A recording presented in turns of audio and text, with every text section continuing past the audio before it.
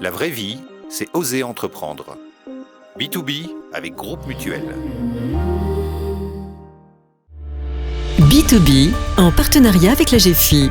Retrouvez chaque semaine une personnalité romande, monde de l'économie, portrait, entrepreneur et innovation. Rencontre avec les femmes et les hommes qui font la Suisse romande. B2B.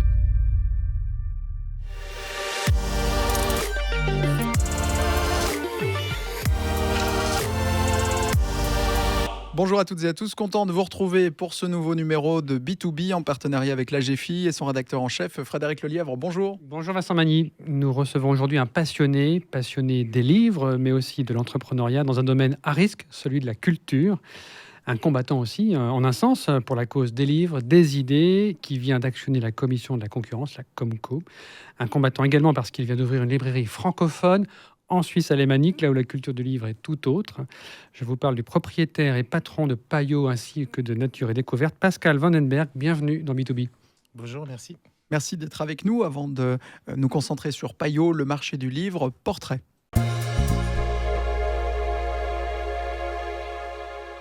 Pascal Vandenberg, vous commencez votre carrière à la FNAC en tant que libraire. Vous y passerez 11 ans avant de rejoindre le monde de l'édition à Paris pour là une nouvelle décennie. Vous rejoignez ensuite la Suisse. Vous prenez, on fait succinct, vous prenez les commandes de Payot en 2004 et 10 ans plus tard, vous devenez le propriétaire du groupe. C'est important de souligner que dans l'entrepreneuriat, vous êtes un autodidacte. Quel est votre rapport avec l'école, avec cette institution ? Ça fait longtemps que j'ai plus de rapport avec l'école.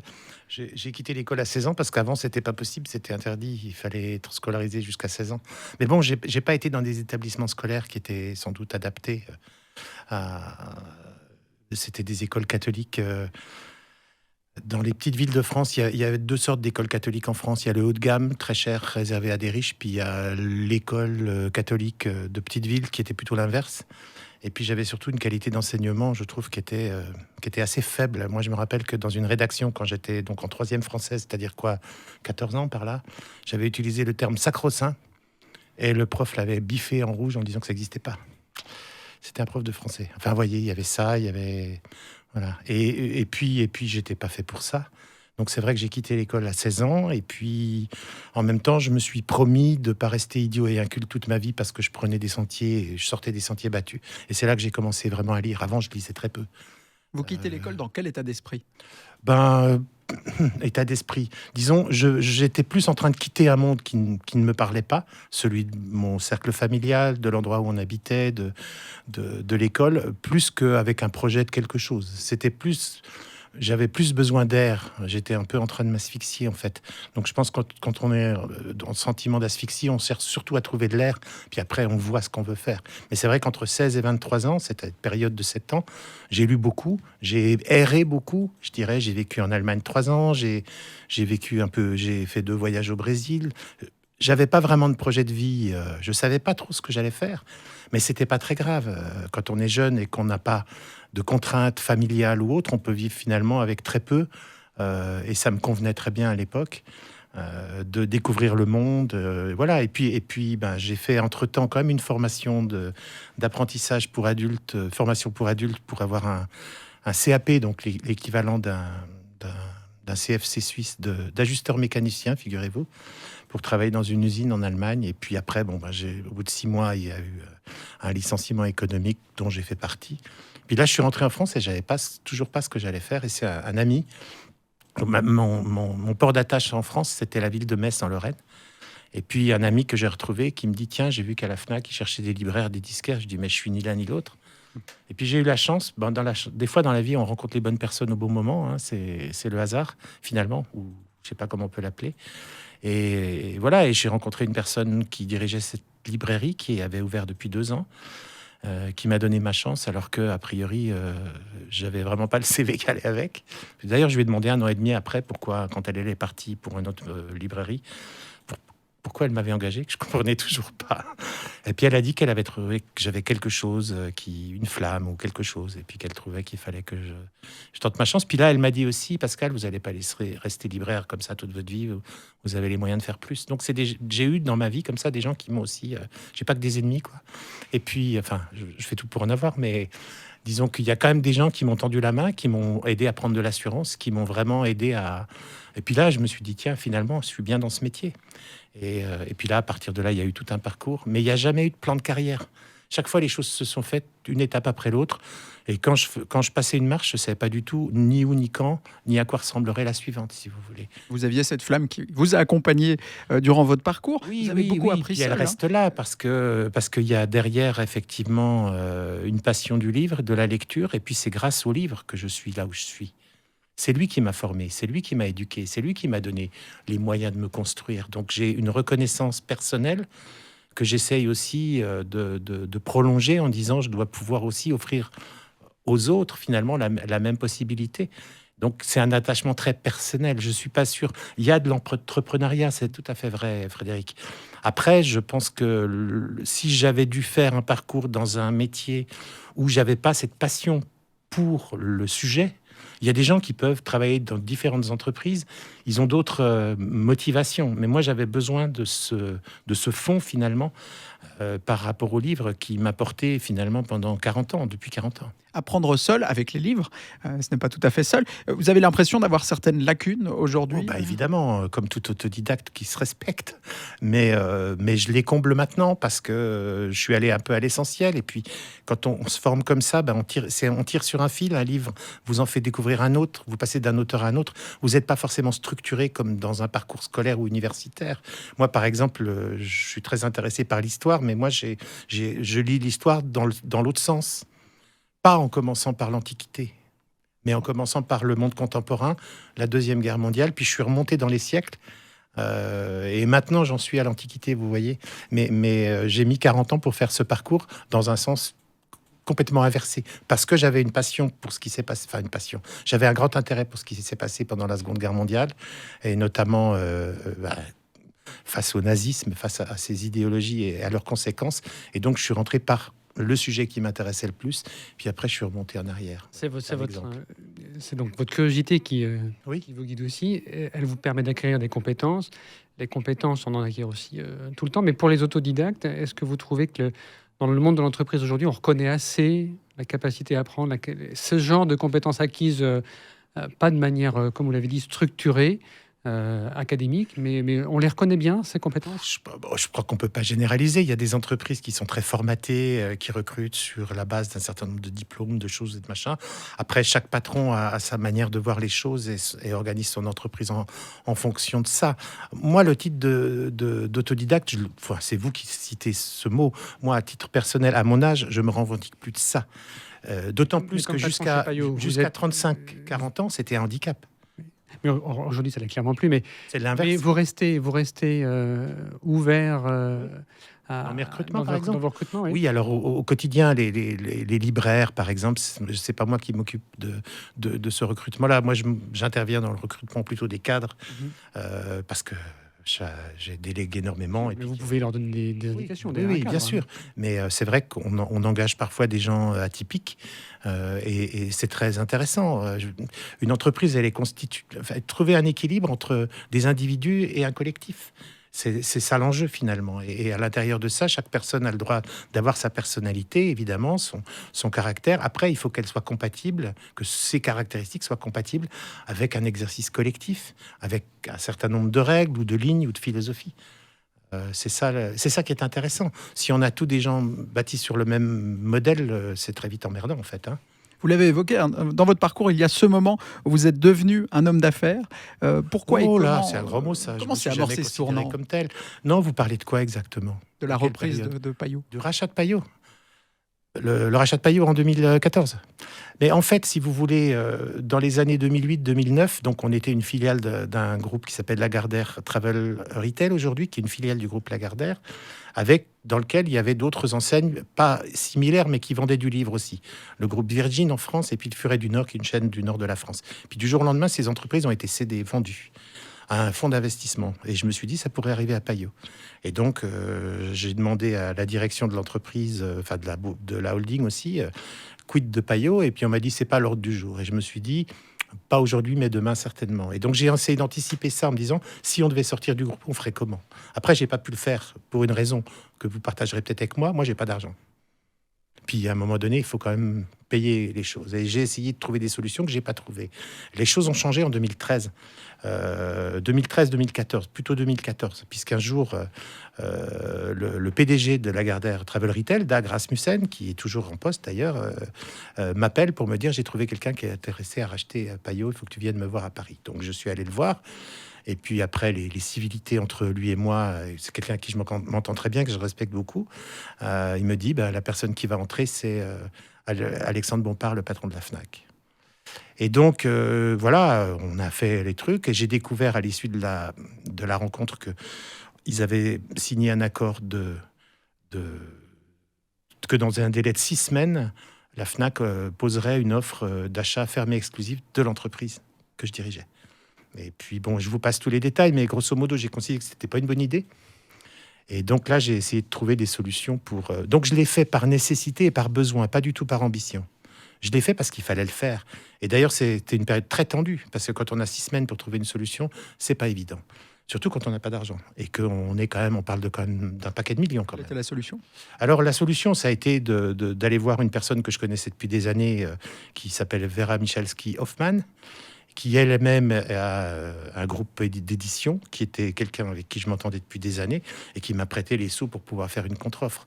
Mais en tout cas, à l'issue de ce processus, puisqu'on a terminé en juillet et on a pu faire le rachat avec cette contre-offre, quand je suis quand même parti en vacances parce qu'il n'y a pas de raison. Et puis ma compagne qui avait suivi ça en s'inquiétant beaucoup pour ma santé, parce que c'était une période très très tendue, me dit: mais est-ce que c'est ce que tu voulais pour toi ? Et clairement, je ne m'étais pas posé la question pendant tout le processus. Je l'ai fait par devoir. Je sais que c'est un mot qu'on n'utilise plus, qui n'a plus beaucoup de sens aujourd'hui. Mais moi, je l'ai fait parce que je ne pouvais pas... Cette entreprise que je dirigeais depuis 10 ans, je ne pouvais pas juste la laisser prendre comme ça et détruire après plus de 100 ans d'existence en étant absorbé par un groupe comme la FNAC. Donc je l'ai fait par nécessité, par devoir et absolument pas par ambition. Moi, j'ai jamais voulu racheter cette entreprise. Je l'ai fait parce qu'il fallait le faire. Vous avez toujours eu confiance en vous dans cette démarche ? Bien sûr que non. Il y a énormément de doutes. C'est très casse-gueule. On prend des risques, puis on n'est jamais sûr d'aboutir. Mais si on se dit pas, je vais essayer d'y aller. À un moment donné, toujours ma compagne me dit, pendant le processus, elle me dit, comment ça va ? J'ai dit, mais si je commence à trembler, je vais rater la cible. Comme un tireur à l'arc. Donc, voilà, et on va jusqu'au bout du processus. Après, oui, c'est vrai qu'il faut aussi un mot qu'on n'utilise plus, il faut du courage. Et puis il faut y aller, puis il faut avoir des valeurs, il faut s'appuyer sur une philosophie de vie pour défendre ce genre de choses. Puis après, il y a des fois, c'est des coups de poker ou du jeu de go. C'est plus stratégique, parce que le poker, c'est quand même un peu plus du hasard. Mais je veux dire, c'est quand il faut le faire, je le fais. Et puis, mais c'est pas simple. Pas plus simple qu'aujourd'hui avec la plainte que j'ai déposée à la Comco. C'est des gros risques. Et je peux vous dire que oui, c'est difficile. Et puis, bon, c'est un peu un lieu commun. Mais à un moment donné, je suis seul face à ces décisions-là. Même si j'ai un comité de direction, même si j'ai autour de moi des gens qui me font confiance, en qui j'ai confiance, avec qui je travaille très bien, il y a un moment donné, c'est moi qui décide et c'est moi qui prends le risque pour les autres. Donc j'ai cette responsabilité aussi. On s'habitue à ça ou jamais vraiment ? On s'habitue, oui, en quelque sorte. Disons qu'à force de prendre des coups, on n'a plus mal. Ou moins mal, si vous voulez. C'est-à-dire que quand on a atteint un certain niveau de stress à des moments dans la vie ou de pression, la fois d'après, on se dit, bon, c'est pas ça qui va me tuer, quoi. Donc après, oui, effectivement, on s'habitue à avoir un curseur à certains endroits. Mais heureusement, c'est pas tout le temps comme ça. Il y a des périodes plus calmes. Commençons cette deuxième partie consacrée à votre groupe par rappeler quelques chiffres clés. Je devrais dire aussi en toute transparence, il y a une collaboration entre l'AGFI et Payot, puisque chaque mois, vous signez une chronique sur les livres économiques à ne pas manquer. Personnellement. Payot, j'entends, oui, vous. Oui. On l'a dit, en 2014, vous avez repris Payot et Nature et Découverte. À l'époque, c'était 270 collaborateurs. Aujourd'hui, on est à 400 employés, 310 équivalents plein temps. Le chiffre d'affaires à l'époque était de 80 millions de francs. Il atteint les 90 millions aujourd'hui. Les points de vente, on en compte aujourd'hui 14, plus 1, le site, puisque le site génère un grand chiffre d'affaires également. 2022, on a passé quelques années difficiles récemment. Comment se présentent les affaires pour vous? C'est un petit peu paradoxal parce que, en fait, la période du Covid a été très bonne pour le monde du livre, puisque beaucoup de gens qui se sont trouvés en situation de semi-confinement ou autre, ça va bien un moment, Netflix, les réseaux sociaux et ce genre de petites choses, mais il y a eu un vrai retour au livre. Et les années 2020 et 2021 ont été très bonnes en réalité en termes de vente. Ça veut dire que 2022, on sent Alors, en 2022, on était très bien parti jusqu'à fin février, voyez-vous. Vraiment bien. Et on était vraiment sur la même dynamique, sur la même lancée. Et puis après, avec la guerre en Ukraine, avec ensuite de l'inflation, un climat assez anxiogène de nouveau. Je dirais, je parle pas de vous du tout, particulièrement, mais avec certains médias qui en rajoutent une couche du genre, dès que la Russie envahit l'Ukraine, c'est ce que vous devez acheter pour mettre dans votre abri anti-atomique pour tenir 6 mois. Enfin, ce genre de truc. Et c'est assez agaçant et ça crée vraiment de l'anxiété. Bon, puis maintenant, on est encore dans une autre phase, effectivement, de l'inflation, des annonces de pénurie d'électricité, de gaz et puis je ne sais pas de quoi encore, enfin voilà, donc le climat est pas très favorable, on va dire, et on le subit de manière assez violente, oui. On reviendra sur certains de ces points tout à l'heure, mais la santé de l'entreprise aujourd'hui, les chiffres noirs, vous en êtes où? Les chiffres noirs, c'est bien joli le chiffre d'affaires, mais les résultats de l'entreprise, c'est quand même autre chose. C'est vrai que le résultat de l'entreprise, on est toujours sur le fil, malgré le chiffre d'affaires. C'est lié d'abord à la pratique dans le commerce de détail sur des produits de ce type. La librairie, c'est des locaux bien placés avec de la surface, donc des loyers élevés, du personnel qualifié et suffisamment nombreux pour servir, donc une masse salariale importante, et puis du stock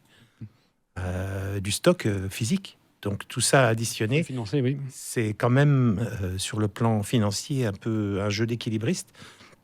Et pour l'année 2022, je suis pas très optimiste sur les résultats parce que les charges ont continué à augmenter et en revanche, le chiffre d'affaires commence à être difficile. Et pourtant, vous investissez, vous vous développez, vous allez à Berne ouvrir une nouvelle librairie. Avec quel objectif et dans quel délai vous faites ça? Ça faisait un moment que je voulais revenir à Berne parce que Payot a été présent à Berne entre 1921 et 1985 à peu près. Donc non, je dis une bêtise, 95 je crois. Oui, c'est ça. Et non, oui, quelque chose comme ça. Enfin, en tout cas, oui, vérifiez ça. Mais c'est à peu près un quart de siècle. Le groupe on est parti, avant, oui. Ouais. Et puis, moi, j'étais pas là à l'époque, ni quand ça a ouvert, ni quand ça a fermé d'ailleurs. Voilà. Et puis, je trouvais que pour une entreprise comme Payot, ne pas être dans la capitale fédérale, c'était un peu dommage. Puis, il y a quand même des francophones résidents, mais il y a aussi beaucoup de francophones qui sont des pendulaires, les gens de l'administration fédérale, des offices, du Parlement, et voilà. Et puis après, c'est toujours pareil, c'est des rencontres. En 2019, on a repris à Sierre les locaux de la librairie ZAP, qui est une filiale d'Aurel Fuseli, en fait. Et donc, on a fait une qui vous librairie collaborez de nouveau. Voilà. Et puis, Berne. le CEO de Aurel Fuseli, Pascal Schnebeli, m'a à l'époque contacté en disant ce serait peut-être l'occasion qu'on fasse connaissance. Donc, on s'est rencontrés à Berne, c'est-à-dire à mi-chemin entre son bureau et le mien. Et depuis, on avait une tradition de Wiener Schnitzel 2 fois par an au Schweizerhof. Et puis, je lui ai dit clairement, voilà, moi, j'aimerais bien revenir, mais reprendre des locaux, c'est trop cher pour avoir un emplacement bien placé. Refaire des travaux complètement d'un magasin, c'est très cher. Est-ce que, par hasard, dans la librairie Stauffacher, il n'y aurait pas quelque chose à faire? Et puis, sur le principe, il a été tout de suite intéressé. Après, il y a eu 2 ans de Covid, c'était un peu compliqué. On s'est revus en début d'année. Puis on a tapé dans la main et donc il nous loue une surface qui est. Là, vous avez quel objectif de développement d'affaires en étant là? Disons que dans la plupart un nouveau magasin, on sait combien ça va coûter, on sait jamais ce que ça va. Faut arrêter avec les business plans, on maîtrise vraiment pas toujours les choses. Cette présence me paraît importante. Il y a un monde francophone très présent. Il y a énormément d'associations francophones sur Berne. Pour nous, c'est un réseau très important qui peut même avoir une extension ailleurs. Les objectifs d'un nouveau magasin, c'est d'abord d'atteindre le point mort et de permettre de rembourser, d'assurer les amortissements de l'investissement. Donc, il n'y a pas d'ambition. Donc, vous donnez aussi du temps. C'est pour plutôt quelques années. Oui, de toute façon, on n'est pas sur du pop-up store, comme on dit. Généralement, par exemple, la librairie qu'on a ouverte à Genève, la grande librairie qu'on a ouverte à Genève en 2015, donc il y a 7 ans, le bail est de 20 ans. Voilà. Donc on raisonne plutôt sur 10 ans, 20 ans. Quand on construit un magasin, d'autant plus que l'investissement est toujours... c'est des magasins qui sont assez chers à faire, parce qu'on est très attentif à la qualité du mobilier, à ses matières aussi. C'est pas juste 3 étagères ou 4 cintres. Et du coup, et puis moi, après, on peut se tromper, mais le but, c'est quand même de rester là et d'être là pour un moment, oui. Ces gros investissements, vous arrivez à les autofinancer? Vous avez des mécènes, des investisseurs? Bancaires. Oui, on a eu une période où on était en endettement assez élevé, justement dans les années 2017, parce qu'on avait fait les 2 magasins de Genève, Cornavin, le grand magasin coûtait quand même assez cher. Puis on avait ouvert dans ce moment-là 3 nouveaux points de vente nature et découverte, voilà. Et puis depuis, l'endettement baisse et on a retrouvé une capacité d'endettement auprès des banques. Donc on a 2-3 banques partenaires avec lesquelles on dit voilà, on a tel projet, et puis on fait un appel d'offres en quelque sorte. Et en fonction de critères de taux d'intérêt, de durée de prêt, etc., on signe avec une ou l'autre banque. On a la chance d'avoir encore la confiance des banques, je dirais. C'est pas toujours le cas pour tout le monde. Ça veut dire que les chiffres noirs sont quand même... Oui, non, mais il y a autre chose. Moi, je me suis rendu compte, vous savez, vous le savez aussi bien que moi, la banque, c'est aussi des êtres humains. Et il se trouve que les banquiers qu'on fréquente, qui sont plutôt à Lausanne, puisque notre siège est à Lausanne, ce sont aussi, depuis tout petit, des clients de Payot. Donc il y a aussi le lien affectif, émotionnel avec ce qu'est Payot pour eux, joue un rôle aussi dans leurs décisions. On est une entreprise reconnue, connue, appréciée, mais par eux aussi. Et ça joue un rôle. Vous faites aussi l'actualité pour cette plainte qu'on a évoquée à la Comco, l'abus de pouvoir de marché relatif, qui est une nouvelle notion est dans la loi. Dans la loi suisse, activée déjà dans le domaine pharmaceutique et maintenant par vous. On enregistre cette émission juste après une annonce par Dargaud de baisse de prix en Suisse, de baisse de 6,5% des prix de vente pour tenir compte du franc fort. Eux disent qu'il n'y a aucun rapport avec votre plainte. Vous envoyez un? Disons que mon analyse de cette décision, qui n'est pas la seule d'ailleurs, parce que Dargaud a fait un communiqué de presse qu'ils ne font pas d'habitude pour annoncer ça, donc c'est quand même quelque chose qui doit questionner. Mais Madrigal nous a annoncé il y a déjà 8 jours aussi une baisse des prix plus importante que ça.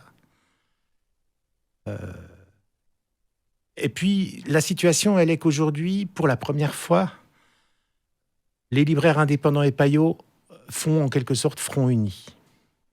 C'est-à-dire, et c'est ce qu'a déclaré Olivier Babel, le secrétaire général de l'association Livre Suisse, qui regroupe les libraires indépendants, c'est qu'on a les mêmes objectifs et pas forcément la même stratégie. Mais ça veut dire qu'on n'est pas opposés pour une fois. Ça inquiète un peu nos amis diffuseurs. Ensuite, ils se sont quand même fait écorner l'image, non seulement par ma plainte, mais par les propos justement de Livre Suisse et des libraires indépendants qui ont décidé de boycotter les visites de représentants. Et puis tout ça, ça commence à faire beaucoup. Alors, de dire pour eux, ils baissent les prix, ça redore l'image et puis ça donne l'impression aux consommateurs que c'est une bonne nouvelle. Mais en réalité, si on comprend bien ce qui se passe, c'est une manière d'essayer de nous mettre à genoux et de nous étrangler. Parce qu'en 2015... Comment est-ce qu'en baissant les prix, là, vous allez être étranglé ? Je vais vous expliquer.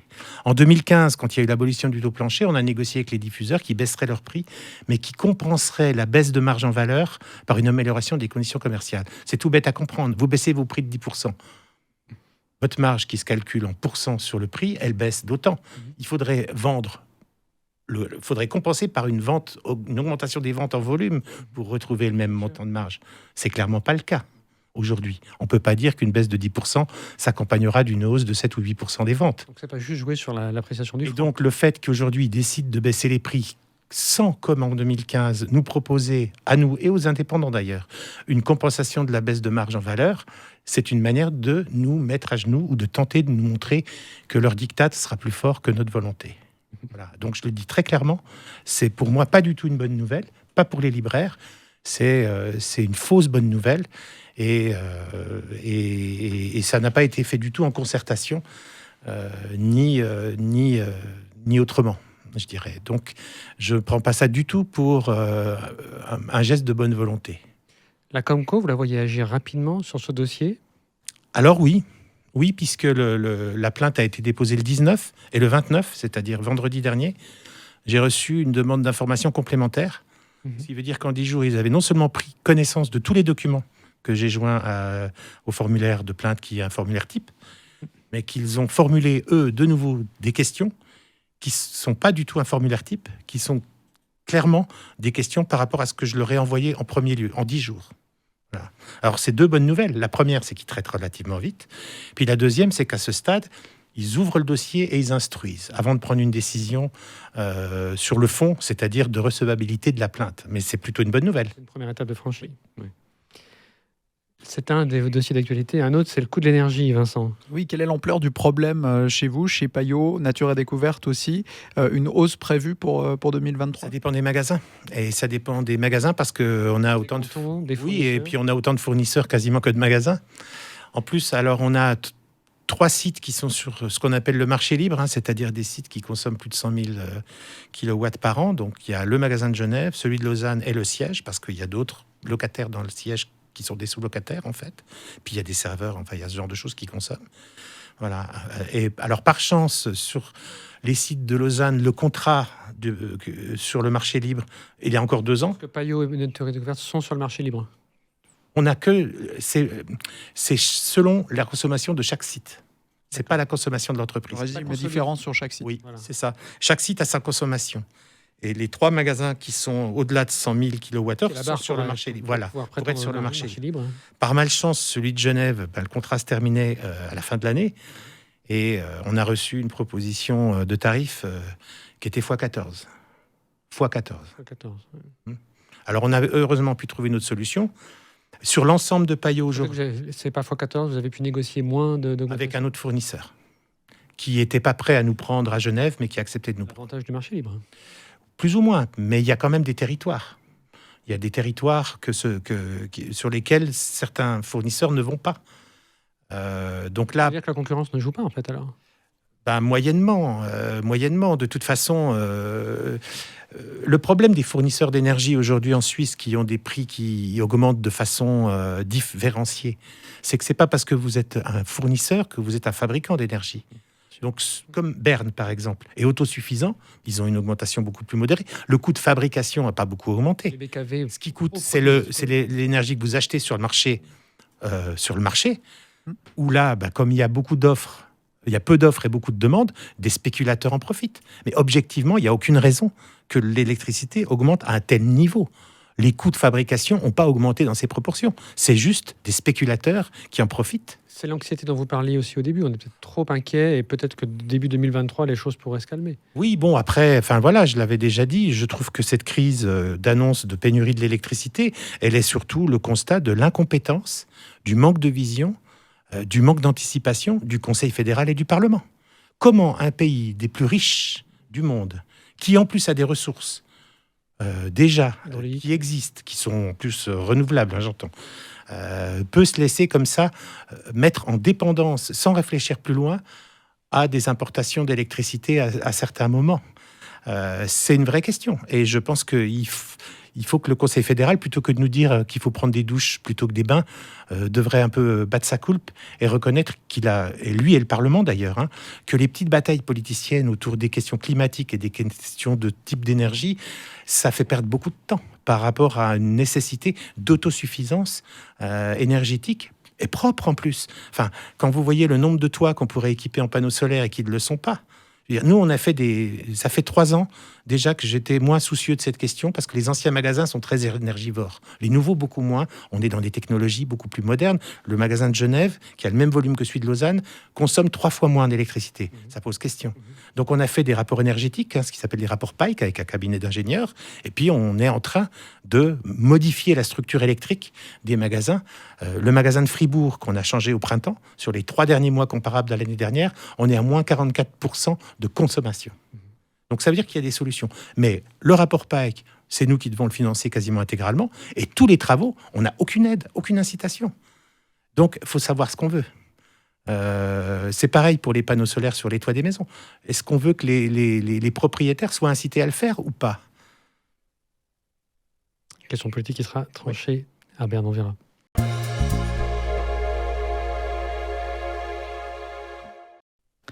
Pascal Vandenberg, pour terminer cette émission, quel héros ou héroïne êtes-vous?